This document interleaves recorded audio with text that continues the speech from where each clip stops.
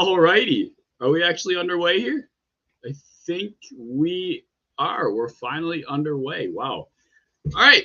What is going on, y'all? It is the Caveman. We're going live for the first time. Not ever. I've gone live on my channel a couple times before, but this is the first time I've ever done it officially where it was planned out and I was somewhat prepared to do it. But I'm very excited to be kicking off what I'm calling the Cave every Monday night at 9:30 p.m. Eastern. It's going to be a very good time each week. I'm going to have a different guest on. It's going to be a great time, and I love to interact with people. I encourage anybody in the comment section to drop a hello, to be, hopping in on conversation as much as possible. But it's going to be a really good time.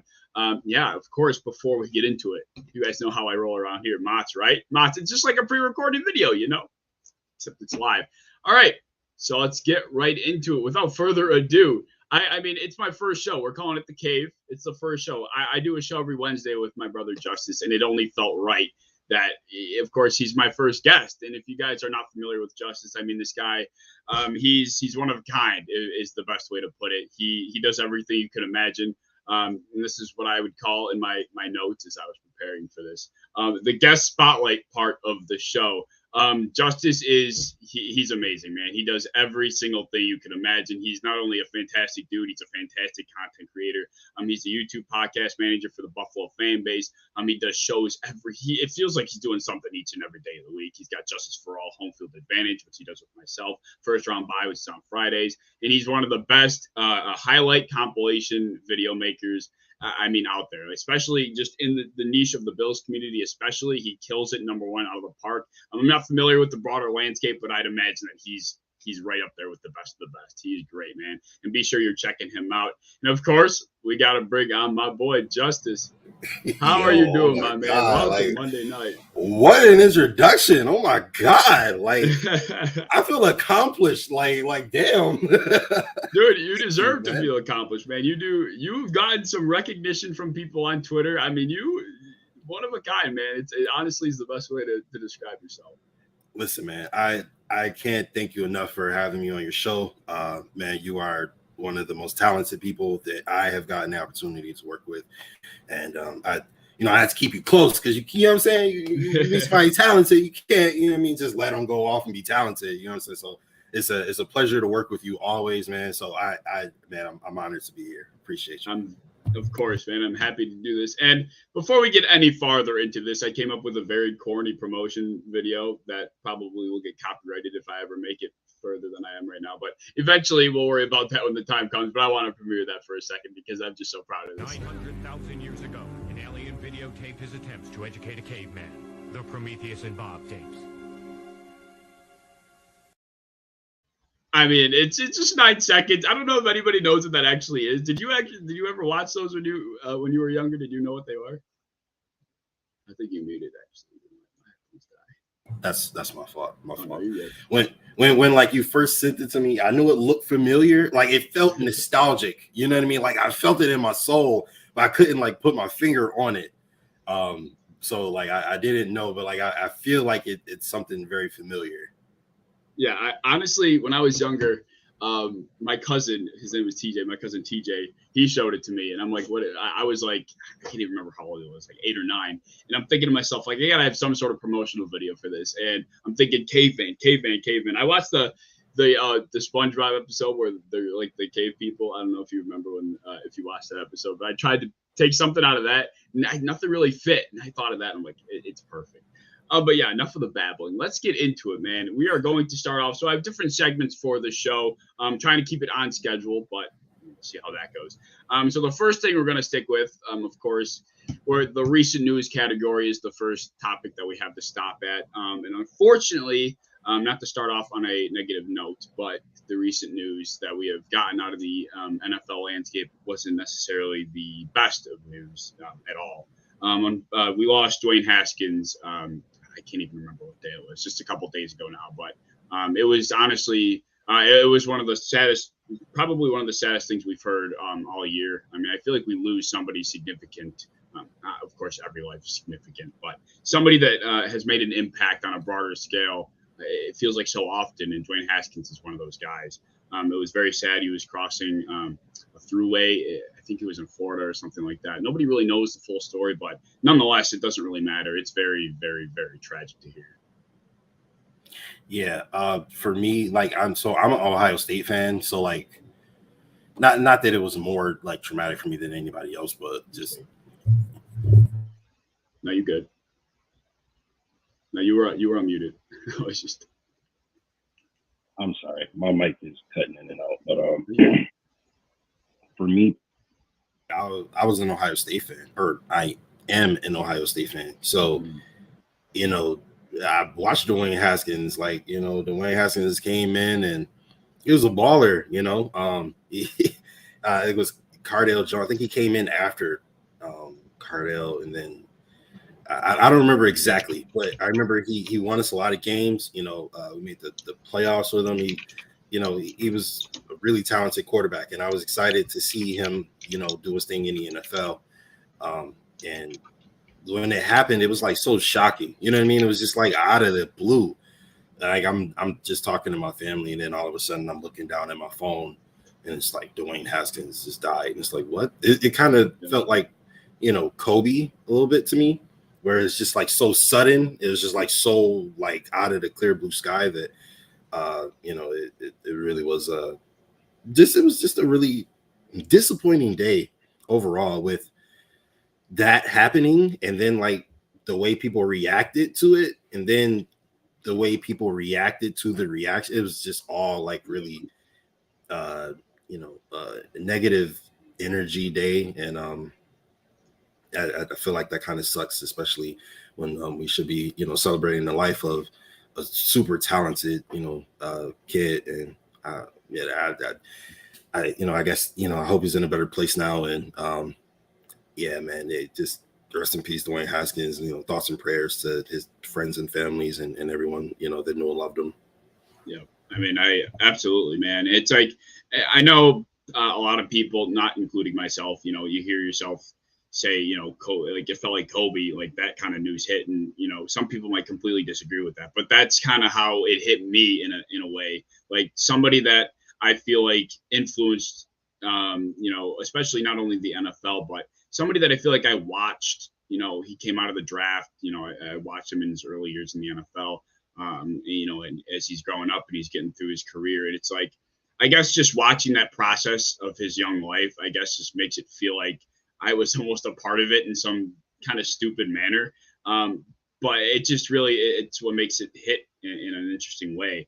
And it's just horrible. And it's really unfortunate that it just, you know, you kind of touched on it. It had to be overshadowed and just, you know, the premise of what happened got completely just overshadowed by all the other BS that went on with, you know, the Adam Schefter thing, the Gil Brandt. It's like, it's just really just sad. We couldn't just take the time to, you know, mourn the loss of somebody that, you know, made an impact in so many ways. It just had to be, you know, of course, because that's how media works, just, you know, overblown with other bullshit. Sorry. Yeah, it is. And I feel like people often lose sight of the I kind of feel like certain things happen and important conversations can happen from those things happening. And I think that can be valid. You know, I think that if a certain person who, you know, happens to pass away, and they were the victim, or, you know, if they had like a hard time with something in particular that a lot of people in their field have a hard time with, and they choose that time to verbalize it, I feel like that, you know, I feel like that can be an important time to get a message across, especially when we get to see it firsthand. Like, you know, when the whole situation happened, you kind of saw it firsthand with Adam Schefter saying like, oh yeah, he came in the NFL and he was struggling, and he, you know, got signed with the Steelers, but he died this morning. It's like, yeah, you know, that was really not, it was tasteless, you know. And then the Gil Brandt one was even worse. Like, that was just flagrant. He made Adam Schefter look. Yeah, I mean, that's literally how bad Gil Brandt was. Exactly. And so, you know, you see stuff like that, and then like guys like Des Bryant and, you know, a couple other guys are trying to educate the community on how, you know, some of those athletes, you know, especially black men in particular, you know, are dehumanized, you know, when the media look at them a certain way. And, you know, I kind of feel like it was like a lot of unnecessary backlash in the entire situation. It just was like a really negative day overall. And it really sucks because everybody who talks about Dwayne Haskins is like, oh, he's such a great kid. He's so nice. And he's, you know, like a good person. And then like it felt like a lot of not great people use that as an opportunity to like get their agenda across. Yeah, I mean, I could not agree more. And that's the thing that also just strikes me just so, you know, I don't want to stay on this topic for too long, but strikes me just such a sad way is just knowing, especially after the fact, you know, I didn't know Dwayne Haskins, of course, but he just seemed like such a lighthearted, just very, you know, easy to be around, happy human being. And it's just really sad to see the way it went down. But anyway, let's move on from this topic. We're not meant to, you know, stick on anything sad. We're trying to have a good time tonight, damn it. All right. So next, I was supposed to have like banners. Like I got this whole StreamYard set up, right? I'm not used to doing this. Like I know you do all this. I'm like, when we do Wednesdays, I don't do none of it. I just sit there and I talk. Now I'm trying to do the moderate. I'm like trying to freak out. But I was supposed to have banners. I don't have banners. But we're gonna move on to the Q&A section. This is basically just gonna be question and answer, just a couple questions, 3 questions, and I want to get your opinion, and we'll bounce back and forth. It's pretty simple, and then we'll move on after that. So the first question, this is all NFL, by the way, just kind of like home field advantage. So question 1, for the 2024 NFL season, ironically, this is a Bills question, you could only have 2 of these 4 guys. Which 2 do you go with? Jordan Poyer, Dawson Knox, Ed Oliver, or Tremaine Edmunds? 2 of those 4. Make your choice. Jordan Poyer, Dawson Knox, Tremaine Edmunds, and Ed Oliver? Correct. Well, Ed Oliver is an obvious. That's it's got to be. I feel like the obvious out is Jordan Poyer, only because of age. Like literally only. That's the only reason he's out is because of age. I would say between Tremaine Edmunds and Dawson Knox, who I think is more important to the success of this team, I'm gonna go with Tremaine Edmunds. Tremaine Edmunds. I feel like his skill set is enough to where he could make up for whatever talent he has at the time. Not whatever talent. Like we still need at least somebody who's decent to good. But you know, I think I would. And of course, I would want to keep Dawson Knox ultimately. But if I had to choose between him and Tremaine Edmunds, I think Tremaine Edmunds is going to have a really big year this year. Right. Yeah. And I mean, Dave says Oliver and Edmunds as well.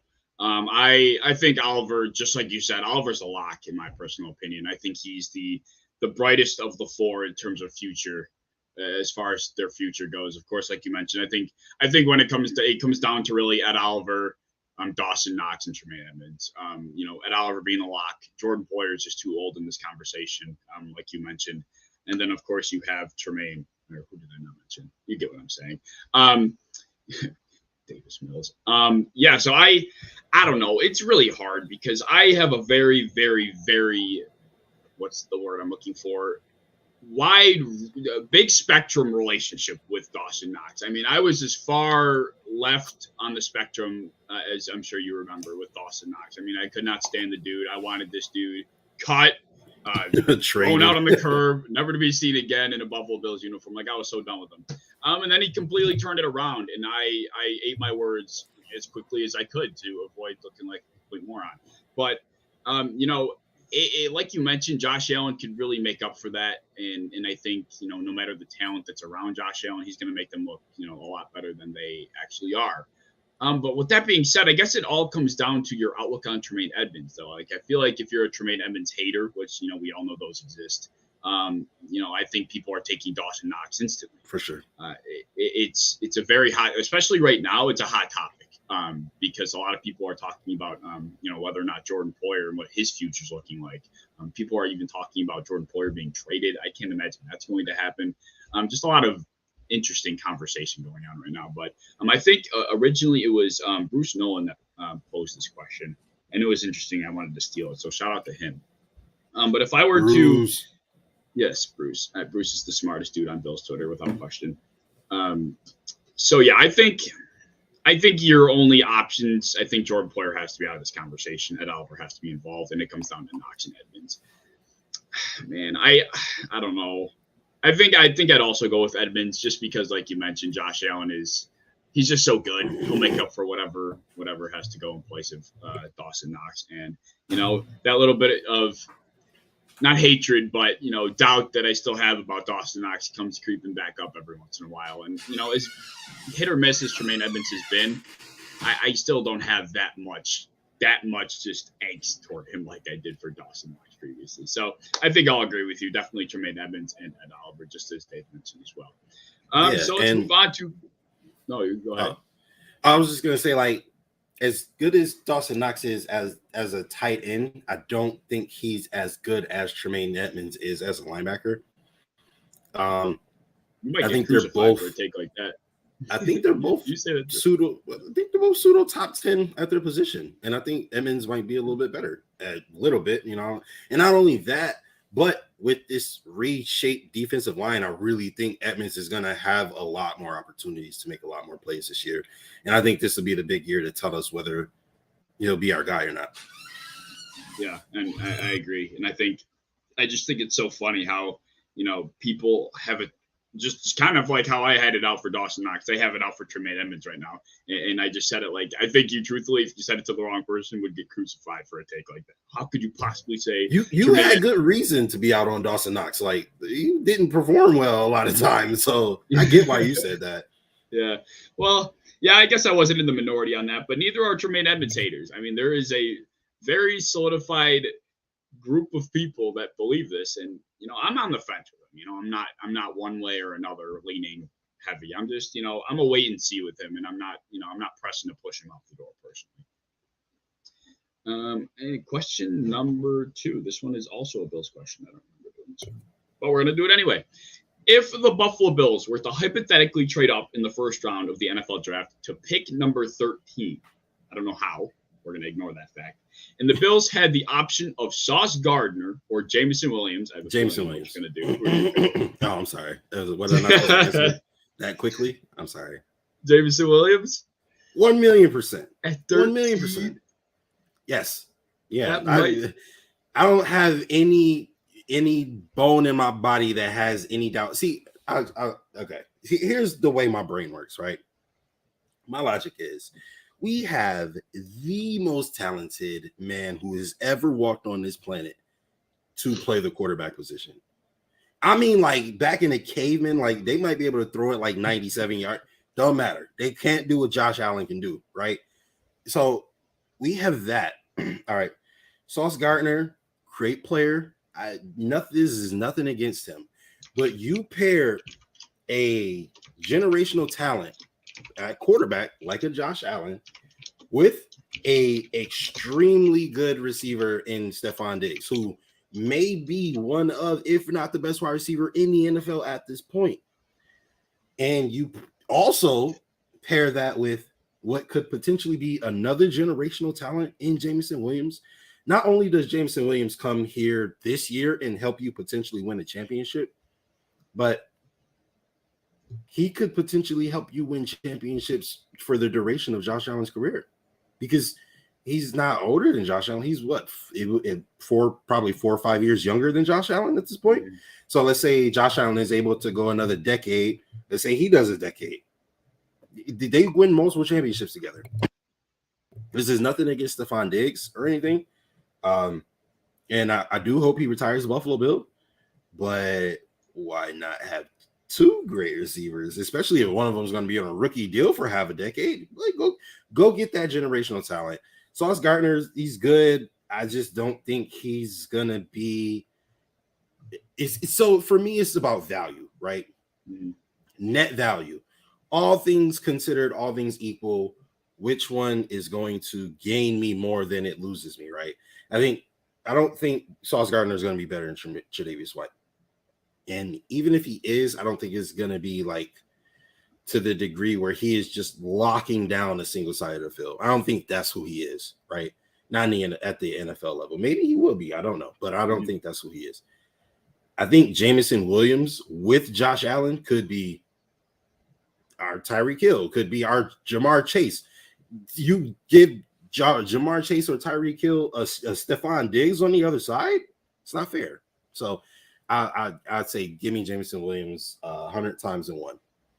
I had a feeling. I remember now. I remember mocking up this question. I'm like, I already know the answer, but I want to put him to the test a little bit, just with the other opposite need. Man, for me, it's so hard. Like I know why Jameson Williams, why you have the hype behind Jameson Williams. It's just like, God forbid, you give up. I mean, we're not even mentioning what you'd have to give up to get to that kind of position where you're in the middle ground of being able to grab Jameson Williams or Sauce Gardner. I don't think Gardner's falling much farther than 13, if he even makes it down there. It's just, God forbid the kid comes in the NFL. He finally gets healthy by week 10 or 11, and, he goes down again. And it's something that happens far too often to people that are just so damn talented. And it really would, not only suck for us, but of course suck for the poor kid as well. I don't know. And for me, especially being a cornerback lover, I can't sit there and tell you that if I saw Sauce Gardner in my possession, that I'm not snatching him up. Yeah, for sure. Instantly. For sure. And if Jameson Williams' injury wasn't a factor here, he probably wouldn't be there at 13. But that would make it a lot tougher of a conversation, at least in my opinion. But if you're not even considering the injury, I completely understand why Jameson Williams is the move. Dave says Sauce would be opposite, of White. I agree. I think, I view, at least based on how his college career went, some players, they have prolific college careers, then they come to the NFL, and it's just not the same. They're not able to transition similarly. I'm not the biggest college football guru, but somebody that just doesn't give up a touchdown in their entire college career, they got to be doing some shit crazy. Like, there's got to be something they're doing different than everybody else, regardless of that's a fact. The level. So it's tough. It really is. But I wanted to definitely pose that question because I don't even know, like, what player could be on the board for you to think otherwise from Jameson Williams? Is there even one? Thibodeau? Hutchinson? I think, excuse me. I personally, Justus General Radford, it's my real name, by the way. I hear y'all calling it a nickname. General is not a nickname, okay? It's on my birth certificate. All right. I, Justus General Radford, think that Jameson Williams is the most talented player in this entire draft. And I think that putting a talent like that generational ability, if you gave Josh Allen, Jamar Chase, what would the league look like? Like, seriously, we had this conversation about wide receivers making their quarterbacks better. There is not a wide receiver in the NFL that makes his quarterback better than Jamar Chase, in my opinion. So then you give him the best quarterback in the world. So, maybe we'll see that with Jalen Waddle. I feel like Jalen Waddle is a good one. He probably makes his quarterback look better than what he is, and probably Tyreek Hill contributes to that as well. But you give a Jalen Waddle or Jamar Chase, which I think Jameson Williams is. I think he's that and probably more. You give one of those guys to Josh Allen, I think it's not fair. You know what I mean? It's like overkill.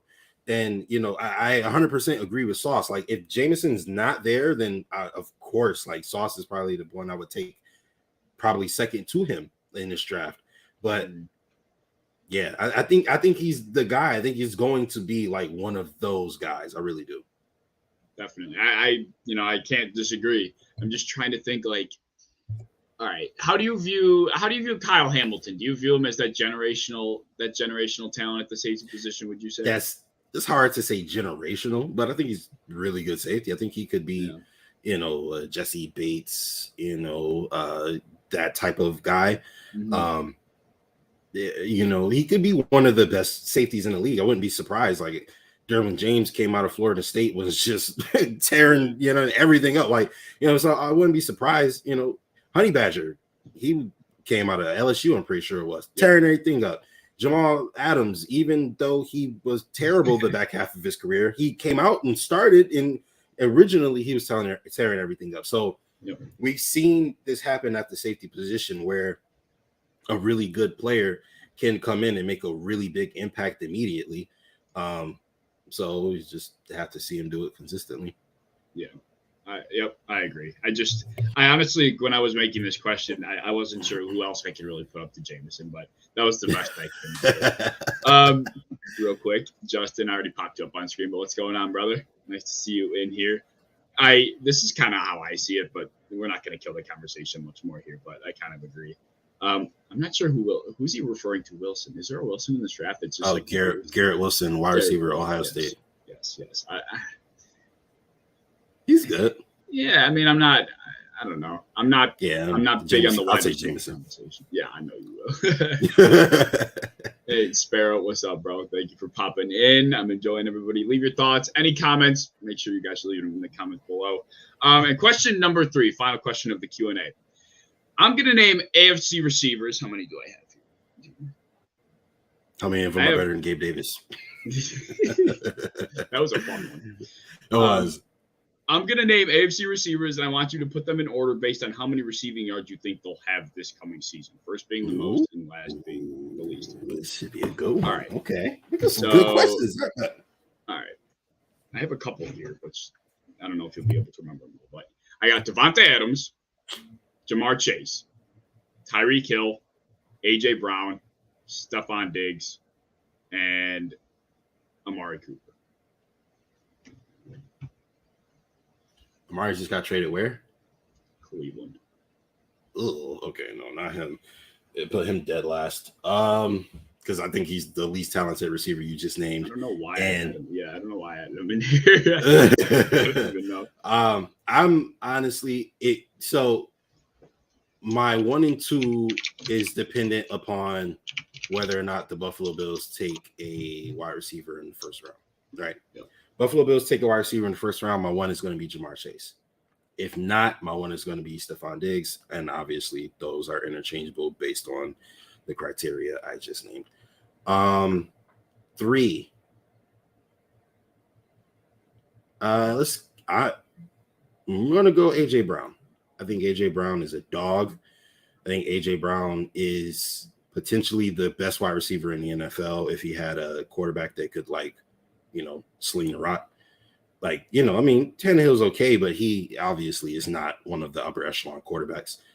I want to say Devontae Adams, but now you kind of go from Aaron Rodgers to Aaron Rodgers light. You know what I mean? Which is still pretty good because Aaron Rodgers is one of the top 5 quarterbacks ever. So Aaron Rodgers light might, be like Pro Bowl caliber guy. And I think that's exactly what Derek Carr is. He's accurate, put the ball where it needs to go. Can command the offense and move the ball down the field.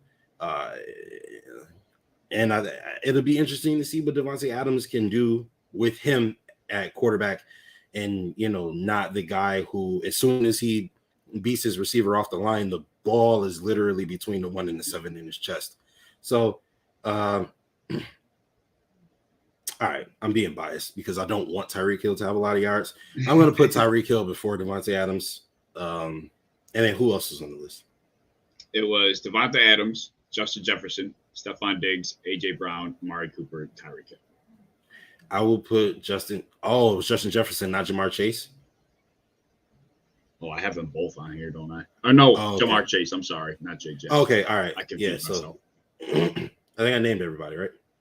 I think it would be Diggs, Chase, Hill, Adams, Cooper. Is that 5? And A.J. Brown, you got. Diggs, Chase, Brown, Hill, Adams, Cooper. Oh, you got Adams second last. Wow, you really think Derek Carr's? I know he's not in the realm of Aaron Rodgers, but do you think he just doesn't got it? You don't think he delivered? No, I think that Derek Carr is a good quarterback. I just they have to get Josh Jacobs the ball. They have to get Darren Waller the ball. They have to get Hunter Renfrow the ball. I'm pretty sure they just got another wide receiver. I'm blanking on who it was, but I think they got another playmaker who they're going to have to get the football.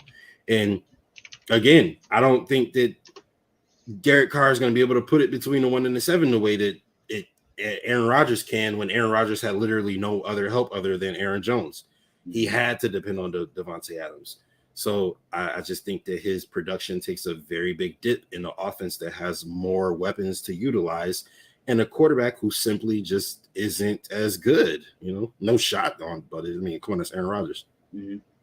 No, yeah, I don't hate it. I honestly don't. I mean, it's a hard list. It's really difficult to put together something like that, and that was the point.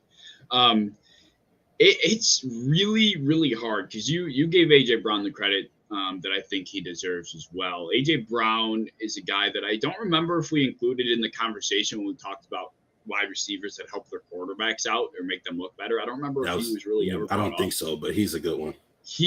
Oh my God. I honest to God think Ryan Tannehill needs A.J. Brown more than he needs like Derrick Henry. Like genuinely, A.J. Brown was the thing that made that offense, move. Like even, with Derrick Henry, no A.J. Brown, they struggled. And that when he came back later down the last stretch of the season, I mean, Ryan Tannehill went back to looking like that potential top 10 quarterback that people were considering him going into last season. Like, I mean, somebody like myself, I would have put him in the 8 to 12 range. But after this past season, watching him without A.J. Brown, granted he had like the dudes in street clothes running routes for him half the season, he just did not look anywhere near as good. And that was because he didn't have A.J. Brown. And I really think he's like in that category with Jamar Chase. Like, I feel like if there's two guys that I put in that sort of category, it's them two. And he really, really, really was special for them, especially in that playoff game. I don't know if you remember against the Bengals, and I think it was the divisional or the wild card. I don't remember what game. But he made like that one-handed catch to put him back in the game in the corner of the end zone. It was like a 40-yard bomb. But that was such a tremendous catch. Anyway, that was difficult. Let's move on to next up. We have the next segment is the weekly hot take. I'm not sure if you had one off the top of your head, but I had one. So I'll start, and I'll let you brainstorm if you have not already. This is probably also a conversation we've had at one point or another because, we kind of do this every single week. The weekly hot take is that I think Brian Daboll with the New York Giants could potentially bring the New York Giants to roughly an 8-win season. I think they have an opportunity to turn the ship around, and in the NFC, in the worst division in the NFC, I might add, I honestly think their ceiling is 8 wins if everything goes to plan. I think that's a good one. I almost don't even know if that's a hot take because I think that they actually will be better. And I think that's just like you recognizing that the Giants have gotten better and they actually have like stability in their front office, and you're able to have the foresight to see that probably will work. So I that's a really good one. Hot take. I don't know. I'm usually quick with the hot takes, right? Let's see. All right. Let me look at the NFL landscape as a whole, right? So obviously the AFC is completely packed. The West is going to be a mess. So there really is no hot take there. It's almost like anything is possible, right? The East, there better not be a hot take come out of the East. Yeah, really. The AFC North.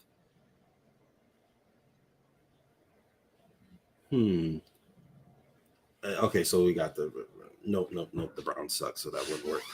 Hot take: the Jacksonville Jaguars will be second in the AFC South this upcoming season. Second over the Colts, the Titans.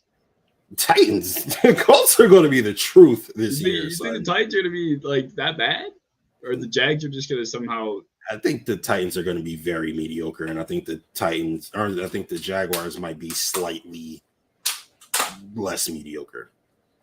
Yeah, I mean, Doug Peterson's there now. I mean, we haven't seen them with competent management and coaching for a little bit of time here now, and with Trevor Lawrence, I mean, all that money they scored, you'd like to think they'd be able to show at least a little bit of promise, at least fight for that second position, in that conference or division.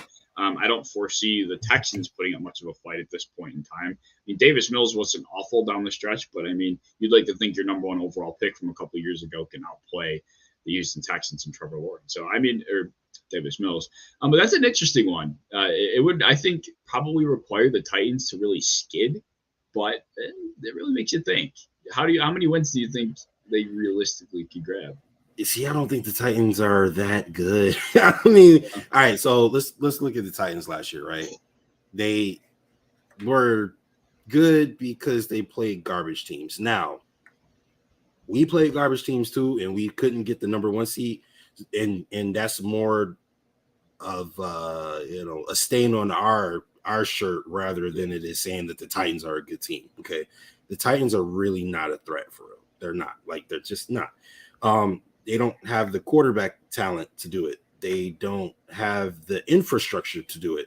You have one of the best receivers in the league and one of the best receivers of all time, and you got to rely on your run game for 80% of your offense. Relative, because even the pass game that's coming out and is being productive is based off of play action because the run game is so good. So I think that last year you take a look at the beginning of the season, they were kind of like shaky, then or I think they were they were like kind of mediocre, and then they got like a run of like really terrible teams, and they were able to capitalize off of it. Now they have to play a first place schedule, obviously, and I don't think they'll be that good. And I just think that the Jaguars could win 8 games. I think once a really toxic individual is expelled from any given organization, I think it then leads to people coming together and realizing like, yo, we have one goal and let's all try our best to accomplish this goal. And I think that's what's going to happen in Jacksonville. Like the Raiders, right? Yeah. You had, I don't know how toxic Henry Ruggs was, but that situation that happened was very toxic. And, obviously John Gruden, we can assume he was toxic. Yeah. And, once that was expelled from the locker room, they made a rally and came back and made a playoff run. The Titans, they were like, oh yeah, we're the number 1 seed. And then you get bumped by the lowest seed remaining in the first game you play. Like, I just don't think they're that good. So I think the Jaguars might be able to supplant them. All right. That's a good spin to put on it. The toxic environment perspective, because you're right. I mean, the Las Vegas Raiders were probably in the darkest of places that you could find yourself in terms of state of an organization. I mean, it really did not get worse than the Raiders, and they were able to pull themselves out of the mud, to their credit. And whether or not, I think, I feel like we probably also talked about this at one point or another, but I think Derek Carr was a humongous reason for that. And if it weren't for Derek Carr, I don't know how their season would have went. But I feel like just his personality and the way he's able to lead is different. Yeah. Just than anybody in the NFL. He's really a different kind of breed when it comes to leadership. I mean, I think that would be one hell of a development in the AFC South if the Jaguars were able to take down the Titans and put them in third. That would be nuts. They'd be out of the playoffs. Would that put the Jaguars in playoff? No. Come on now. Look at that West. Yeah. All right. The West ain't gonna let nobody. Like, I almost feel bad for like the Patriots, the Dolphins, the Titans, and I guess the Jaguars in my scenario.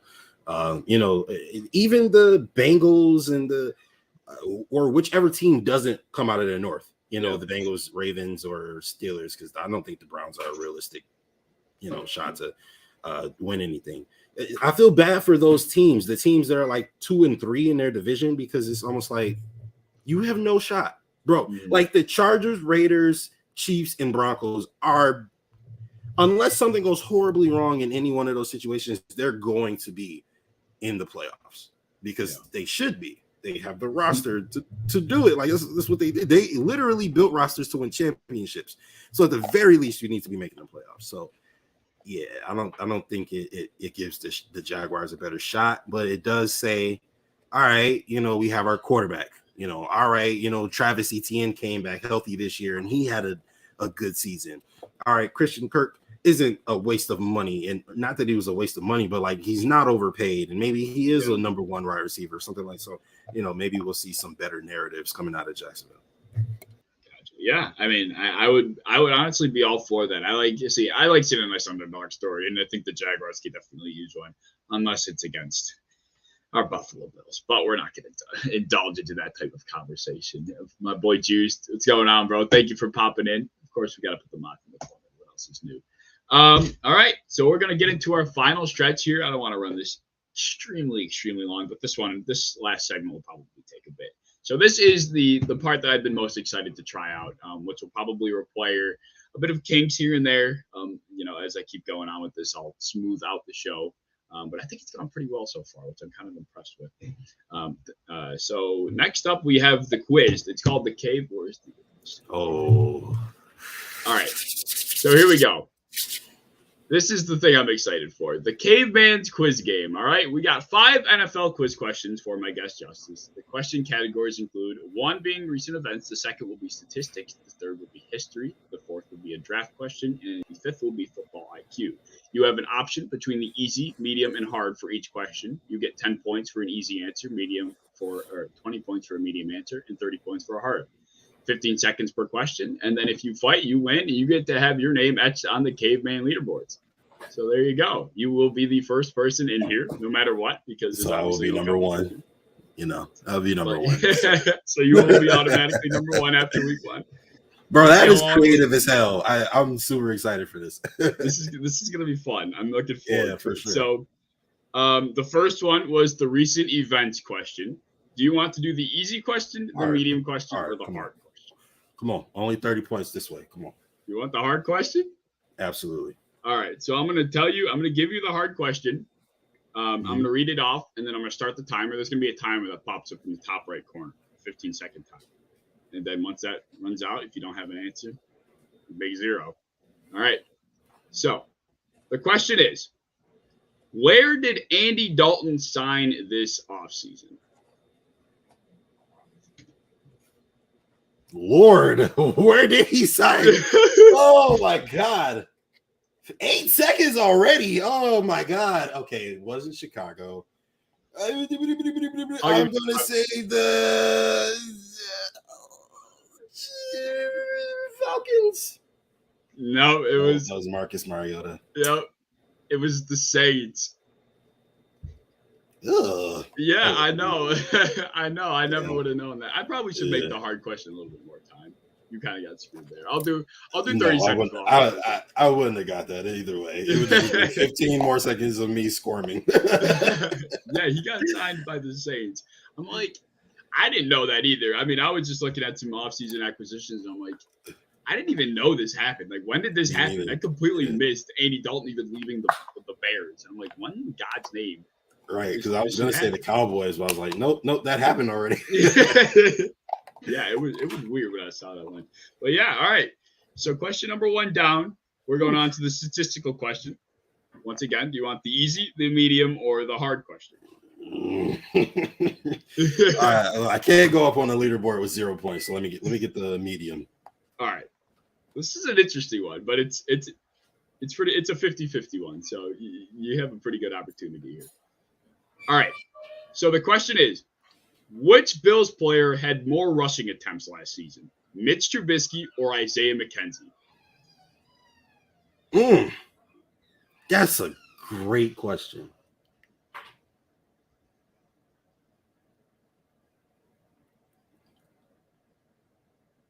I'm going to say Mitch. Say Mitch? You're right. It was Mitch. Let's go. It was Mitch Trubisky. Let's Trubisky go. had 13. McKenzie had 9. I don't know. Damn. Why? How? My head was thinking like maybe Mitch had like 5 and McKenzie had 3. So I was way off. Thank God for 50. Yeah, I was like, what the? I was going through all the Bill statistics. I saw the rushing stats. I'm like, how in God's name did McKenzie have 9? And how did Trubisky even play enough to have 13? That's what I was thinking. Like, when did he have the opportunity to run the ball 13 times? Like, I got to double check this. I looked at it 3 times because when I saw it, it was ridiculous. But I'm just gonna look at it one more time because it's just like that mind-boggling to me. Yeah, Mitch Trubisky 13 attempts. Isaiah McKenzie 9. That's a good question. Yeah, there you go. You got it though. That is 20 points on the board for Justus. All right, now I could do hard ones for the rest of the week. At the very least, I'll have 20. So all right. I'll be on So question number 3. This is the history question. So do you want? Okay, I don't want to do because in history there are you can ask like almost anything. Yeah, this could and be the a hard line. one is gonna be yeah. I'm gonna go medium. The medium. All right. This is another Bills question. So the medium question is: aside from Marv Levy, who has the most wins as a head coach in Buffalo Bills franchise history? Go. I feel like that's a trick question.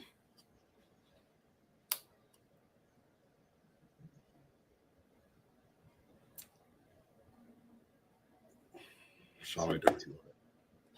It's not sure. Okay, well, you said it too. Yeah, well, because if you said it was too hard before, I would say somebody else. But I honestly can't think of any. Jack Kemp was the quarterback, right? He was never a coach. Yeah. Yeah, I have no clue of that. It's Lou Saban. I don't know who that is. That was probably a tad too hard. I'll give you a crack at the easy question. All right, bet. All right.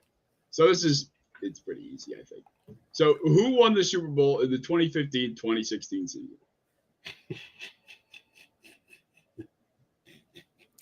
Okay. I was 2 years after I graduated high school. I'm sitting here like I remember who won the Super Bowl.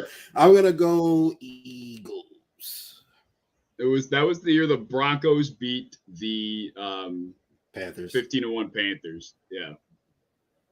All right, the history code. I might have to tone down the history. That shit's hard. No. I'm just terrible. It's all no, right. you're not. No, honestly, those are good probably questions. hard. The history was probably questions. pretty hard though. I should know this stuff, so you're good, man. All right. I didn't know who Lou Saban was before I made that question. I'm not going to sit here and act like I did. I have a clue, bro. I don't know. All right. So question number 4. These are the draft questions. So do you want to do the easy, the medium. Or the hard? Medium. I don't want to do a hard. Medium. All right. This is another Bills question. This was a recent Bills question. How many picks do the Buffalo Bills have in the 2022 NFL Draft? 11. Is that your final answer? 11?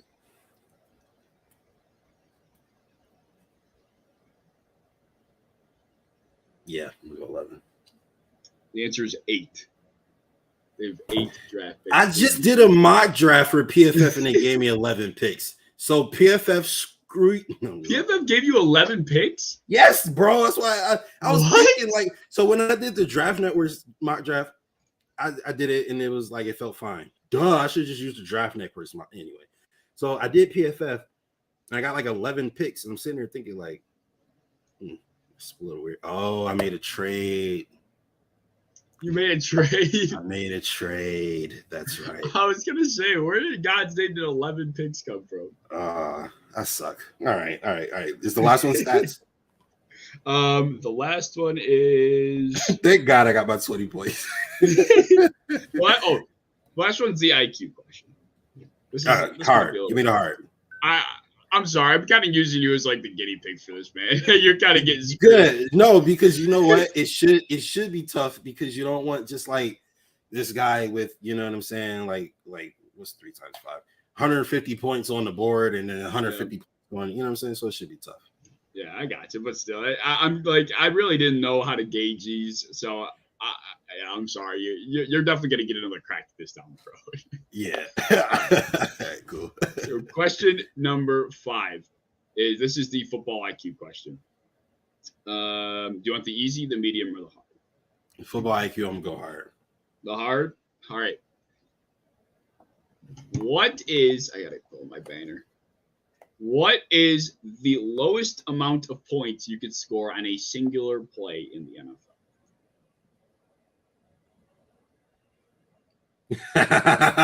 1 point. Correct. It is 1 point. Yes, you got it. That was a trick question. It is 1 point. Because I was going to say it's safety, but then it was like, wait, no, the extra points. Oh, okay. All right. was a good one. That was a good It one. is one indeed.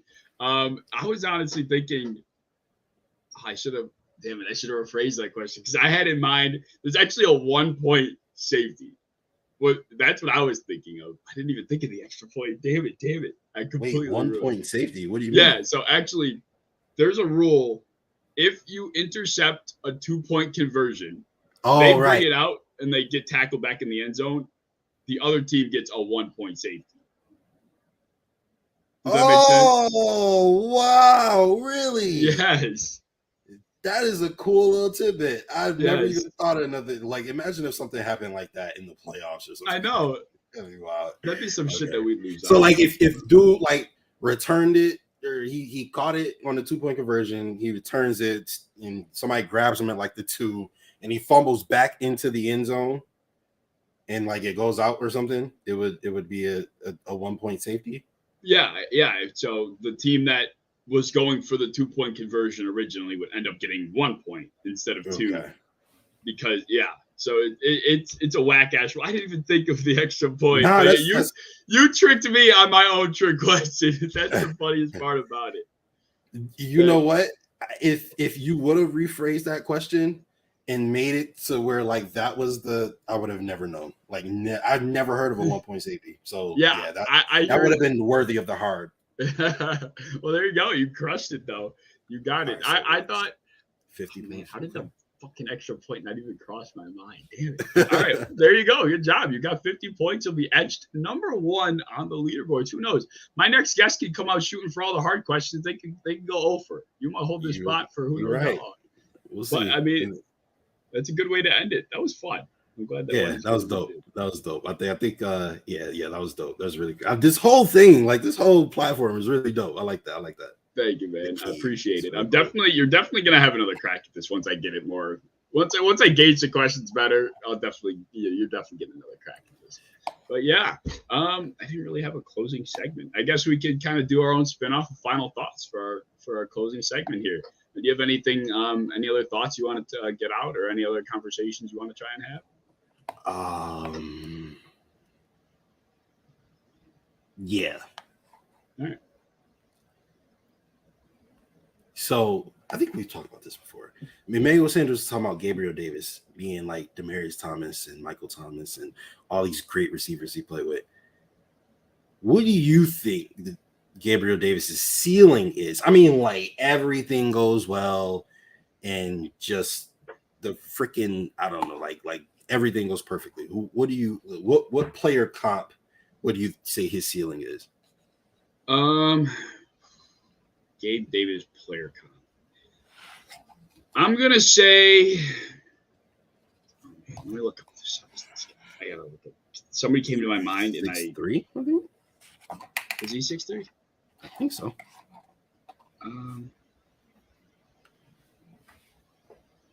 Let's see.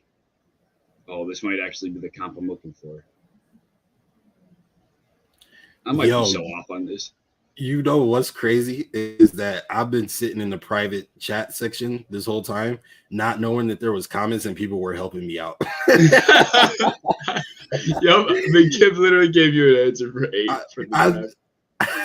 I'm so used to like doing the StreamYard and controlling everything. I don't know what to do when I'm a guest. Yeah, thank you guys. I appreciate it. I'm sorry. Yeah, exactly. I appreciate you, Coach. Thank you. That's funny. Okay, so actually, the player that came to my mind, and I had to double check the physicality aspect of the body traits.